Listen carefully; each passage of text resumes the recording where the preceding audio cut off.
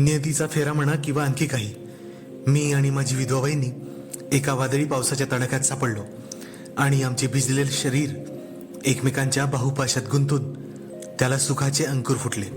तर बघूया पुढे काय काय झाले. पण त्याआधी आपल्या सर्वांना आग्रहाची विनंती आहे. अतिशय मेहनतीने आम्ही तुमच्यासाठी नवनवीन आणि सुंदर कथा आणण्याचा प्रयत्न करतोय. आम्हाला तुमच्या सपोर्टची आणि मदतीची गरज आहे, ज्याने आम्ही लवकरात लवकर नवीन व्हिडिओ पोस्ट करू शकू. म्हणून व्हिडिओ खाली असलेले थँक्स बटन दाबून आम्हाला सहकार्य करा आणि आमच्या चॅनलला जास्तीत जास्त लाईक, शेअर आणि सबस्क्राईब करायला विसरू नका. मी विनोद, कोकणातल्या आदिवासी जातीत जन्मलो. माझ्याकडून कोणतीही काहीही अपेक्षा नव्हती. माझे आई वडील सकाळी लवकर कामाला जात आणि रात्री दोघेही देशी दारू पिऊन परतत. मला कोणीही सांभाळले नव्हते, म्हणून मला शाळेत पाठवले जायचे. मी 5वीत असताना एकदा रात्री माझे आई वडील आलेच नाही. दुसऱ्या दिवशी कळले की ते विषारी दारूमुळे रस्त्यातच मरून पडले होते. मला कोणीच नसल्यामुळे इवल्याशा घाबरलेल्या पायांनी मी जिकडे रस्ता दिसेल तिकडे चालत होतो. मला अचानक एक कोणीतरी हाक मारली. मी त्या दिशेने बघितले तर शाळेचे जोशी मास्तर तिथे होते. त्यांनी माझ्याकडे पाहिले आणि मला म्हणाले, फक्त चल. मी त्यांच्या मागे मागे आलो. जोशी मास्तर मला त्यांच्या घरी घेऊन आले. जोशी मास्तरांनी त्यांच्या बायकोला एवढेच सांगितले की हा माझा विद्यार्थी आहे आणि आजपासून इथेच राहणार. त्या एका वाक्याने माझे आयुष्य बदलले. तोच माझा आशीर्वाद आणि तोच माझा श्राप सुद्धा. जोशी मास्तरांचा एकुलता एक मुलगा नितीन 10वीत होता आणि त्याने मला त्याच्या पंखाखाली घेतले. जोशीबाईंना मी काकू म्हणून बोलत होतो. नितीन दादा मास्तरांसारखाच हुशार होता. त्याने खूप अभ्यास केला आणि महसूल विभागात नोकरी मिळवली. मी काकांच्या घरी राहत होतो हे कोणालाही ठाऊक नव्हते. माझ्या वर्गात एक मुलगी होती जिच्यावर तारुण्याच्या उंबरठ्यावरच माझा जीव जडला होता. गोऱ्या रंगाची, लांब कुरळ्या केसांची, नाजूक गुलाबी ओठांची, पाणीदार घाऱ्या डोळ्यांची आणि अगदी सळपातळ पण मादक अशा गोलाईची सई गोखले. सई आणि मी जणू तेल आणि पाणी. तारुण्य आणि काकूनी दिलेला योग्य आहार, त्यामुळे माझा देह धिप्पाड काळा झाला होता. घनदाट काळे केस, घोगरा आवाज आणि रागीट वाटणारे डोळे, या गोष्टीमागे माझे मन अगदीच लपले होते. मला सई खूप आवडायची, म्हणून मी 6वीत असल्यापासून तिच्या खोड्या काढायचो. त्याच कारणाने ती माझ्याकडे त्या घाऱ्या डोळ्यांना वटाळून, लाल चुटूक ओठांना आणि गोऱ्या गालांना फुगवून, आपले केस उडवून मला तिचा राग दाखवायची. मी तिच्या प्रेमात आंधळा झालो होतो. मी 10वीत आलो तेव्हा नितीन दादाने मला समजवले. त्याने ओळखले होते की मी कोणाच्या तरी प्रेमात आहे. त्याने मला समजवले, प्रेमाने पोट भरत नाही, अभ्यासाकडे लक्ष दे, नशिबात असेल तर ती तुला नक्की मिळेल. त्या दिवसापासून मी अभ्यासाला लागलो. मी सगळ्यात हुशार विद्यार्थी बनायला लागलो. सईलाही माझ्यातला फरक जाणवला होता. तिने हळूहळू माझ्याशी बोलायला सुरुवात केली. 11वीसाठी आम्हाला शहरात कॉलेजसाठी जावे लागत होते आणि बसमध्ये प्रवास करत मी आणि सई जवळजवळ येऊ लागलो. सईची सुद्धा आईवडील नव्हते. ती तिच्या मामांच्या घरी राहत होती. मी जीवाचा आटापिटा करून तिच्याबरोबर ये जा करत होतो. अनाहूतपणे तिच्या होणाऱ्या स्पर्शाकडे, तिच्या छातीच्या नुकत्याच उमलणाऱ्या गोलाईकडे माझे लक्ष असायचे. बसमध्ये प्रवास करताना आणि त्यात अबोल तो संवाद, या पलीकडे आमच्या नात्यात काहीच नव्हते. सई गोखले मला पहिले आवडली ते तिच्या रूपाने, नंतर तिच्या स्वभावाने, तिचे हसरे व्यक्तिमत्व आणि समजूतदारपणा. बस तोच. 12वीचा निकाल लागला आणि मला पुण्याला इंजिनिअरिंग कॉलेजमध्ये जागा मिळाली. मी आनंदाने कॉलेजच्या बस स्टॉपवर गेलो आणि बसमध्ये सईसाठी थांबलो. त्या दिवशी मी सईला सांगितले की माझ्या अनेक वर्षापासून तिच्यावर खूप प्रेम आहे. बस जात होती पण सई काहीच बोलली नाही. ती खिडकीकडे बाहेर बघत होती. तिने बघता बघता सांगितले तिच्या मामीने तिला आणखी घरात ठेवायला नकार दिलाय आणि मामा तिचे लवकरात लवकर लग्न लावून देणार आहे. सईने बाहेर बघत बघत मला स्वतःची काळजी घ्यायला सांगितली आणि बसमधून उतरून जाईपर्यंत काहीच बोलली नाही. मी खिन्न मनाले दादाला बोललो की मी उद्या पुण्याला जाणार आहे. दादाने ओळखले की मला नकार मिळालाय. दादाने मला त्याची ट्रंक आणि बरेच सामान माझ्यासाठी भरून दिले. जोशी काका आणि काकूंचा आशीर्वाद घेऊन मी निघालो. मला सईने वेळ लावले होते. मी इतका निराश झालो की मला काही सुचत नव्हते. पण नितीन दादाच्या सल्ल्याने मी अभ्यासाला लागलो आणि अख्खा दिवस मी अभ्यासात घालू लागलो. असाच डिसेंबरमध्ये मला काकूंचा फोन आला. त्यांनी फोनवर सांगितले की नितीन दादासाठी एक चांगले स्थळ आले आहे म्हणून. काकूंनी सांगितले की त्या मुलीचे नाव सई गोखले आहे. कशी असेल ती सून म्हणून. काळीच तिळती तुटणे म्हणजे काय होते हे मला त्या दिवशी समजले. नितीन दादाने तर जर मी बोलले असते तर माझ्या एका शब्दावर तिला नकार दिला असता. काकूंनाही माहीत असते तर ती समोर वाढलीच नसती. पण मी खोटे हसत काकूंना सांगितले की सई गोखले दीर म्हणून माझा स्वीकार करणार नाही, कारण शाळेत मी तिला खूप त्रास दिला होता, पण मुलगी चांगली आहे. एवढे बोलून मी फोन ठेवले आणि बराच वेळ रुमाला तोंड दाबून रडू लागलो. दादाच्या साखरपुड्यात घरातलेच लोक होते. घरातला म्हणून मी दरवाजावर स्वागताला उभा होतो. सई मला दरवाजावर बघून स्तब्ध झाली, पण मी हसत मुगाने त्यांचे स्वागत केले.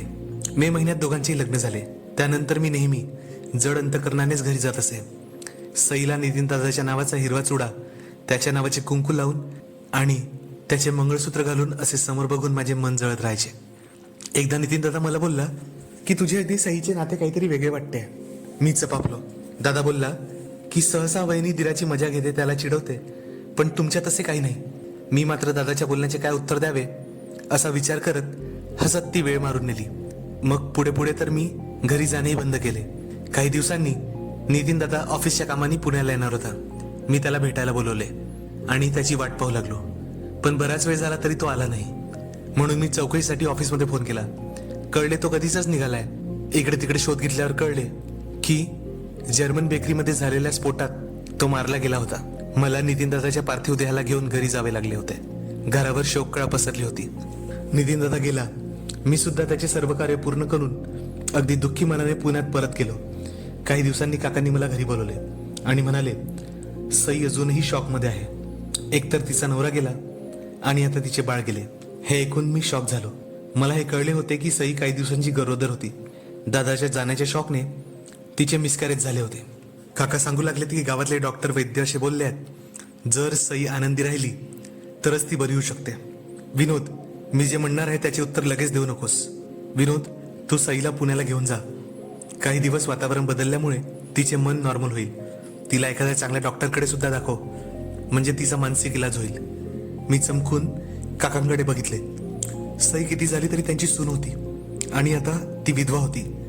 तिला असे मी एकट्याने पुण्याला घेऊन जाणे काकांना का बरं वाटावे याचाच मी विचार करू लागलो. मी सहजासहजी तयार होत नव्हतो, पण काकाने काहीतरी वेगळाच विचार मनाशी ठरवला होता. रात्रीचे जेवण भयान शांततेत पार पडले. मी दरवाजाजवळ अंथरूण घेऊन झोपलो. सई वहिनीचे भीषण रूप माझ्या डोळ्यासमोर येऊ लागले. हीच ती गाल फुगवणारी पाणीदार घाऱ्या डोळ्यांची सई. पण जर मी आजीची साथ दिली नाही तर माझे प्रेम खरेच होते का, की फक्त आकर्षण होते? शेवटी काकू काकांच्या शब्दांचा मान राखत सकाळच्या बसने मी सईला घेऊन पुण्याला निघालो. माझ्या मनात जी सई होती, जी माझ्यासोबत बसमध्ये 2 वर्ष प्रवास करत होती, ती सईही नव्हती. मी तिच्याशी बोलण्याचा प्रयत्न करू लागलो. उगाच काहीतरी विनोद करायचा प्रयत्न करू लागलो, पण त्याचा काहीच परिणाम झाला नाही. सई अगदी शांतपणे खिडकीतून बाहेर बघत होती. घर सोडले त्याच्या आधी मनात फक्त सई होती. नितीन दादा आणि सई वहिनीचे लग्न झाले तेव्हापासून माझ्या मनात एक विलक्षण वैराग्य निर्माण झाले होते. एकटा जीव म्हणून मी एक स्टुडिओ अपार्टमेंट घेतला होता. कामापासून जवळ आणि साफसफाईसाठी सोपा. त्या छोट्या जागेत आता सई वहिनी बरोबर मला राहायचे होते. झोपायला एक सोफा सेट कम बेड जो उघडला की जवळजवळ अख्खा हॉल भरत असे. ते सोडले तर फर्निचर म्हणून फक्त एक छोटे टेबल आणि 2 फोल्डिंगच्या खुर्च्या होत्या. बाजूला छोट्या किचनमध्ये जेवण बनवायची सोय होती आणि एक अटॅच टॉयलेट होते. आम्ही रात्री उशिरा पोहोचलो होतो म्हणून मी हॉटेलमधून चायनीज सूप आणि राईस घेऊन आलो. सई वहिनीला मी फ्रेश व्हायला सांगितले आणि मग प्लेटमध्ये जेवण घेतले. वळून पाहिले तर सई वहिनी जागेवरच स्तब्ध. मी शांतपणे तिला विचारले, सई वहिनी, तुम्हाला टॉयलेटमध्ये जायचे आहे का? मी समजलो सई वहिनीला कमोड वापरायचा अनुभव नाही आणि तिची मानसिक स्थिती पण अशी होती की तिला काही सुधरत नव्हते. मग मी टॉयलेटच्या बाहेरच उभा राहून कमोड कसे वापरायचे ते तिला सांगू लागलो. तरी सई वहिनी एवढी शॉकमध्ये होती की तिने दरवाजा लावलाच नव्हता. मी अगदी दरवाजाजवळ असल्यामुळे सई वहिनीच्या गोऱ्या मांड्या माझ्या नजरेतून लपू शकल्या नाही. तिची जांभळी अंडरगार्मेंट सुद्धा मला दिसू लागली. मी एक खोल श्वास घेत निर्धाराने छताकडे बघितले. पाण्याची धार पडण्याचा मला आवाज आला. मी बाकी काही आठवण्याचा प्रयत्न करत होतो, पण माझ्या शरीराच्या काही भागावर माझे नियंत्रण आता होत नव्हते. मी तिला सांगू लागलो, डाव्या बाजूला एक बटन असलेला नळ आहे, त्याने स्वतःला स्वच्छ धुवून घ्या. पाण्याच्या फवाऱ्याचा आवाज झाला आणि माझ्यातला एक वेगळाच फवारा मी कसा दाबून ठेवला होता माझे मला माहीत होते. आता डाव्या बाजूला असलेला कागदाचा तुकडा घ्या आणि स्वतःला पुसा. मला कागद फाडून वापरून डस्टबिनमध्ये टाकल्याचा आवाज आला. मी तडक उठून बाहेर पडलो आणि फ्रीजमधील थंड पाण्याची अख्खी बाटली रिकामी केली. टॉयलेटचा दरवाजा उघडून बंद झाला. मी मागे न बघता वहिनीला म्हणालो, वहिनी, बाहेर फोल्डिंगच्या खुर्च्या उघडा आणि टेबलजवळ बसा, मी ताट घेऊन येतो. मी वहिनीला सूप प्यायला सांगितला. तिने गरम वाटी उचलायला सुरुवात केली. मी अडवत म्हणालो, थांबा सई वहिनी, मी अडखळत बोललो. मी एका खोल चमच्यात थोडा सूप घेतला आणि त्यावर हळूवार फुंकर घालत तो वहिनींच्या नाजूक ओठांजवळ नेला. हे प्या वहिनी. वहिनीने माझ्या हातून सूप प्यायले. मला भरून आले. मला माहित होते की वहिनीला मी काय बोलत आहे ते तिला कळत नाही. माझ्याने राहवले नाही. मी मनातले बोलू लागलो, वहिनी, मी कॉलेजमध्ये होतो तेव्हा आपल्याकडे सूप नावाचा प्रकार नव्हता. असला तरी पैसे नव्हते कोणाकडे. पुण्यात अशा प्रकारे कपल्सना एकमेकांना सूप भरताना मी बघितले आहे. मला फार इच्छा झाली, पण तोपर्यंत उशीर झाला होता. वहिनी मात्र स्तब्ध होती. मी वहिनीसमोर आनंदी राहण्यासाठी तिला जवळपासच्या जागांबद्दल सांगितले आणि नंतर तिकडे जाण्याची खात्री सुद्धा दिली. जेवण आटोपले आणि झोपायची तयारी करू लागलो. मी वहिनीला फ्रेश व्हायला सांगितले. यंदा ती स्वतः गेली. मी बेड उघडला आणि त्यावर चादर अंथरत थांबलो. आता काय, घरात तर फक्त एकाच बेडची जागा. मी रात्रभर खुर्चीवर काढू शकत नाही आणि वहिनीला असेच बसून ठेवू शकत नाही. पण दीर आणि वहिनी एकत्र एका बेडवर. सई वहिनीसाठी मी तिच्या बागेतून तिचे रात्रीचे कपडे काढले. एक साधा कॉटनचा गाऊन. मी बेडवर आडवा पळून वहिनीला दुसऱ्या बाजूस पडायला सांगितले आणि तिच्या विरुद्ध दिशेने पाठ फिरवून झोपलो. बेड इतका मोठा होता की आम्ही दोघेही व्यवस्थित अंतर ठेवून आरामात झोपू शकत होतो. थोड्याच वेळात माझ्याजवळ वहिनींचे हळूवार श्वास स्थिरावले आणि मी बराच वेळ तळमळून मग मध्यरात्रीच्या सुमारास झोपी गेलो. मला माहित होतं की मला चांगली झोप लागत नाही आणि चांगली स्वप्ने तर कधीच पडत नाही. पण आजची साखर झोप छान होती आणि स्वप्ने तर मधाळ होते. माझ्या एका खांद्यावर एक हलके डोके होते. तिचा मंद श्वास, तिची ऊब माझ्या सर्वांगात पसरवत होता. तिचे हुळहुळणारे रेशमी केस मला त्याच्या सुगंधात उडत होते. तिचा नाजूक हात माझ्या छातीवरच्या केसात फिरत होता. दुसरा हात मी तिच्या पाठीवरून फिरवत तिला जवळ घेतले. मी कुशीत घेत तिला मिठीत घेतले. माझा दुसरा हात तिच्या नाजूक मानेवर ठेवला. तिचे उबदार तारुण्य मी माझ्या आत घेऊ लागलो. तिची मान वर झाली आणि माझी मान खाली झाली. आमचे श्वास भिनले आणि मी तिच्या मादक नजरेत कैद झालो. सई वहिनी, मी खडबडून जागा झालो आणि गोंधळलेल्या घाऱ्या डोळ्यांना माझ्यापासून दूर लोटले. बेडवरून खाली उतरून मी हा सगळा प्रकार समजण्याचा प्रयत्न केला. सई वहिनी घाबरून माझ्या कुशीत आली असावी. तिची मानसिक स्थितीच अशी होती की तिला काही सुचत नव्हते. रात्रीत चादर अंगावरून उडवली गेली असावी. पहाटेच्या सुमारास थंडी पडली आणि दोघेही एकमेकांच्या उभेत शिरले. सई वहिनी बेडवर गोंधळलेली पडून होती. तिचा गाऊन गुडघ्यापेक्षाही वर सरकलेला होता आणि गाऊनचा गळा एका बाजूला होऊन तिची गोरी काया दाखवत होता. झालेल्या स्पर्शाने मी ओळखले होते की सई वहिनीने गाऊनच्या आत काहीच घातले नव्हते. माझे रक्त मेंदूच्या विरुद्ध दिशेने उसळले होते. मी तप आणि साधनेच्या संघर्षाने स्वतःला थांबवत होतो. वहिनी, फ्रेश होऊन येता, मी नाश्ता बनवतो. वहिनी अगदी अलगद फुलासारखी उठली आणि टॉयलेटमध्ये गेली. तर मी किचनमध्ये चहा बनवला. थोड्या वेळाने वहिनी बाहेर आली. मी त्यांना पेज दिली. आम्ही दोघेही अरुंद जागेत एकत्र ब्रश करू लागलो. सईच्या ओठांवरून गळणारा फेस बघून मला हसू आले. ती सुद्धा हसली. हे असेच दोघांचे एकत्र असणे आणि विनाकारण हसणे माझ्या त्या स्वप्नांना जागवत होते जे मी 5 वर्षापूर्वी बसच्या प्रवासात पाहिले होते. मी ब्रश करून बाहेर पडलो आणि वहिनीला चहा टोच दिली. तिच्या सध्याच्या मानसिक स्थितीमध्ये सई वहिनी जेवण बनवू शकतील यावर मला शंका होती. म्हणून मी वरण भात तयार करून ठेवला आणि मी कामाला गेलो. ऑफिसमध्ये जायच्या आधी एका विख्यात मानसोपचार तज्ज्ञाची अपॉइंटमेंट घेतली. जेवणाच्या सुट्टीत मी घरी आलो. वहिनी बंद टीव्हीकडे बघत बसली होती. जेवण झाल्यावर मी वहिनीला सांगितले की मी एकटाच घरी राहत असल्याने माझ्या टीव्हीवर केबल नाही, पण कम्प्युटरला जोडून इंटरनेट आहे. मी संध्याकाळी 6च्या सुमारास परतेन. तोपर्यंत सई वहिनी जे पाहिजे ते बघू शकतात. दिवस संपला तसा मी घरी आलो. वहिनी एकट्या घरी कशा असतील, त्यांना काही पॅनिक अटॅक वगैरे आला तर, याचीच काळजी मी करत होतो. पण जसा दरवाजा उघडला तसा आतून एका बाईच्या कन्याचा आणि पुरुषाच्या आवेशाचा आवाज माझ्या कानात घुमला. माझ्या अप्रोक्ष कुणी सईला स्पर्श तर केला नाही या विचाराने बेभान होऊन मी आत शिरलो. सई सोफ्यावर बसून मोठ्या स्क्रीनवर पॉर्न फिल्म बघत होती. त्यात उंच धिप्पाड काळा माणूस एक लांब कुरळ्या केसांच्या घाऱ्या डोळ्यांच्या नाजूक गोऱ्या मुलीला आपल्यावर अतिशय पासवीपणे घासून तिला भोगत होता. सईने मला आलेले बघितले आणि आळीपाळीने टीव्हीकडे बघू लागली.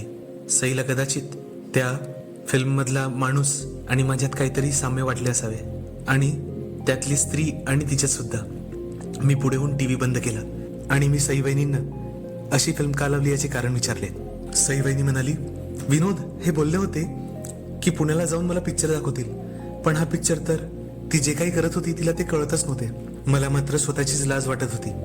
या माझ्या वहिनी आहेत, त्यांची माझी ओळख पूर्वी काही असली तरी आता त्या आजारी आहे, माझ्यावर अवलंबून आहेत. सई वहिनी तर निरागस आणि निर्मळ आहे. खरा चोर तर माझ्या मनात आहे. नाहीतर गेल्या 2 वर्षापासून स्वतःला वैराग्य सांगून मी अशा फिल्म का स्टोर केल्या असाव्या. त्यानंतर मी वहिनीला समजवले की दादा तुम्हाला दुसरे पिक्चर दाखवणार होता, मी तुम्हाला उद्या घेऊन जाईल, तुम्ही फ्रेश होणार का. सई वहिनी लटपटत उठल्या आणि टॉयलेटमध्ये गेल्या. वहिनी ज्या जागी बसल्या होत्या ती जागा ओलसर झाली होती. तेवढ्यात मला काकूंचा फोन आला. त्यांनी विचारले, तुम्ही सुखरूप पोहोचला ना, आणि सई कशी आहे. त्या पुढे बोलल्या, ऐक सांगायचे राहून गेले. सई कधी कधी घाबरत कुशीत शिरते, कृपया त्याचं चुकीचं वाटून घेऊ नको असे म्हणत तिने फोन ठेवला. मी विचार करू लागलो, माणूस स्वतःचे विचार दुसऱ्यावर लावून त्यांना बघतो. लहान मुलांप्रमाणे कुशीत शिरणाऱ्या दुबळ्या वहिनींना मी कशा प्रकारे बघितले होते. वहिनी बाहेर आल्या. मी थंड पाण्याने आंघोळ केली आणि स्वतःला काबूत केले आणि मगच बाहेर आलो. उरलेला दिवस सई वहिनी बरोबर थट्टा मस्करी करून जेवण बनवून घालवलं. वहिनींना जवळच्या पार्कमध्ये घेऊन गेलो. चुकामुक नको म्हणून त्यांचा हात मी घट्ट हातात धरून ठेवला होता. तितकीच सई माझ्या नशिबात होती. त्या दिवशी रविवार होता म्हणून मी उशिरा उठणार होतो. माझी सकाळ कालसारखीच गोड उबेत झाली. यंदा मी मोह आवरला आणि तिला मिठी तोडले नाही, पण अलगद बाजूला करून स्वतः थंड पाण्याने आंघोळ करून नाश्ता बनवला. सई वहिनी उठल्या आणि मी त्यांना पुणे दर्शनासाठी घेऊन निघालो. आम्ही दिवसभर सारसबाग, तुळशीबाग, सर्प उद्यान, सिंहगड आणि शेवटी खडकवासला तलावाजवळ जाऊन थांबलो. रात्रीचे 8 कधी वाजले कळलेच नाही. मी सई वहिनींना लवकर जेवायला सांगून हॉटेलमध्ये घेऊन गेलो आणि पुढचे 9 ते 12 आम्ही पिक्चर बघायला गेलो.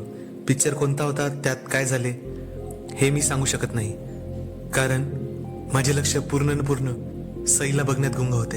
ती कुतूहलाने ते सगळं पाहत होती. रात्री उशिरा आम्ही घरी पोहोचलो आणि थकलेल्या सई वहिनीला कपडे बदलून लगेच झोपायला सांगितले. मी सुद्धा तसाच झोपलो. सकाळी जाग आली तेव्हा सई माझ्या कुशीत होती. तिचे डोळे बंद होते. मला निरागस स्वप्नांची आठवण करून ती देत होती. मी अलगद तिच्या कपाळावर माझे ओठ लावले आणि उठलो. सईच्या ओठांवर आलेले हसू बघून मी चकित झालो. मी फ्रेश होऊन नाश्ता बनवला. तोपर्यंत सई वहिनी उठली होती. ती फ्रेश होऊन आली. मी पॉर्न फिल्मचा फोल्डर लॉक केला आणि वहिनींना टीव्ही बघायची परवानगी देऊन ऑफिसला निघालो. संध्याकाळी मी 9च्या सुमारास परतलो आणि वहिनीला फ्रेश होण्याबद्दल विचारले तर मला आठवले की 3 दिवसापासून वहिनींनी आंघोळच केली नव्हती. मी वहिनींना आंघोळीचे कपडे दिले आणि आंघोळ करून यायला सांगितले. मी जेवण बनवत होतो. माझ्या कानांवर पाणी पडण्याचा आवाज येत होता. माझे मन बंड करून उठले. पाण्याचा प्रत्येक थेंबाचा प्रवास मला दाखवू लागले. मी कल्पना करू लागलो की काय आत होत असेल. वहिनी बाहेर आल्या तेव्हा मी फ्रीजचे पाणी माझ्या तोंडावर मारून घेत स्वतःला शांत केले. सई वहिनीने तिचे केस धुतले होते. मला राहावे नाही. मी सई वहिनीचे केस सुखावून विंचारले. सई वहिनींच्या डोळ्यात मला माझी जुनी सई दिसली. तर बघूया पुढे काय काय झाले. तर मित्रांनो, तुम्हाला ही कथा कशी वाटली आम्हाला नक्की सांगा आणि मोहक मराठी कथा या चॅनलला लाईक, शेअर आणि सबस्क्राईब करायला विसरू नका. लवकरच आम्ही तुमच्यासाठी परत एखादी नवीन कथा घेऊन येऊ. तोपर्यंत धन्यवाद.